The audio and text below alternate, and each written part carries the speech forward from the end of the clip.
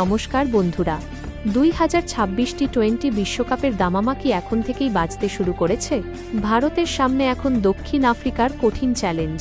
কিন্তু এই সিরিজের আগে টিম ইন্ডিয়ার অন্দরে একটা নাম নিয়ে চর্চা তুঙ্গে, অভিষেক শর্মা।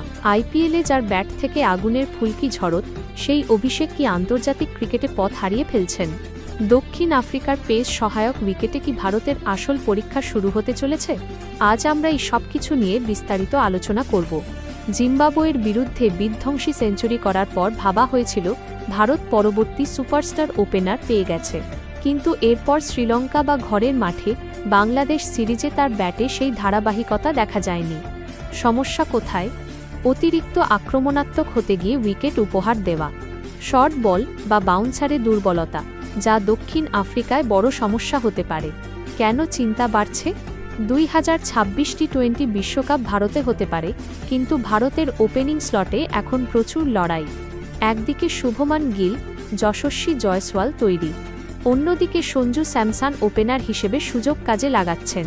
এই পরিস্থিতিতে অভিষেক যদি এই সিরিজে রান না পান, তবে তার বিশ্বকাপে জায়গা পাওয়া কঠিন হয়ে পড়বে। কঠিন চ্যালেঞ্জ, ডারবান বা গকেবেরার মতো পিচে বল কিন্তু কথা বলে। দক্ষিণ আফ্রিকার পেস অ্যাটাক বিশ্বের অন্যতম সেরা।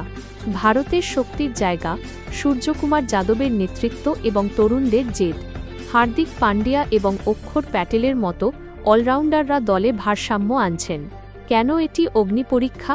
2026 বিশ্বকাপের আগে এটাই ভারতের জন্য বড় বিদেশের সফরগুলোর মধ্যে একটি। এখানে পারফর্ম করা মানে নির্বাচকদের মনে জায়গা পাকা করা। 2026 বিশ্বকাপের সম্ভাব্য ভারতীয় একাদশ। গৌতম গম্ভীরের দর্শন। কোচ হিসেবে গম্ভীর সবসময় ইম্প্যাক্ট প্লেয়ার পছন্দ করেন। অভিষেক সেই ধাঁচে ফিট করেন ঠিকই, কিন্তু ধারাবাহিকতা ছাড়া গম্ভীর তাকে বেশিদিন সুযোগ দেবেন বলে মনে হয় না। সঞ্জু স্যামসনের উত্থান। ওপেনিংয়ে সঞ্জুর সাম্প্রতিক পারফরম্যান্স অভিষেকের ওপর চাপ বাড়িয়ে দিয়েছে। ভারতের হাতে অপশন অনেক, কিন্তু হাতে সময় খুব বেশি নেই।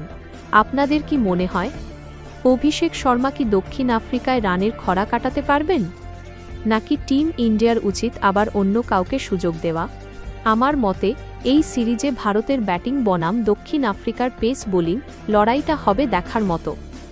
ভারত যদি 2-1 বা 3-1 ব্যবধানে সিরিজ জিততে পারে, তবে বিশ্বকাপের প্রস্তুতিতে তারা অনেকটা এগিয়ে থাকবে। আজকের ভিডিওটি ভালো লাগলে লাইক করুন এবং শেয়ার করুন। ইন্ডিয়ান ক্রিকেটের সব লেটেস্ট আপডেট পেতে আমাদের চ্যানেলটি সাবস্ক্রাইব করতে ভুলবেন না। আপনার মূল্যবান মন্তব্য নিচে কমেন্ট বক্সে জানান। দেখা হচ্ছে পরের ভিডিওতে। জয় হিন্দ।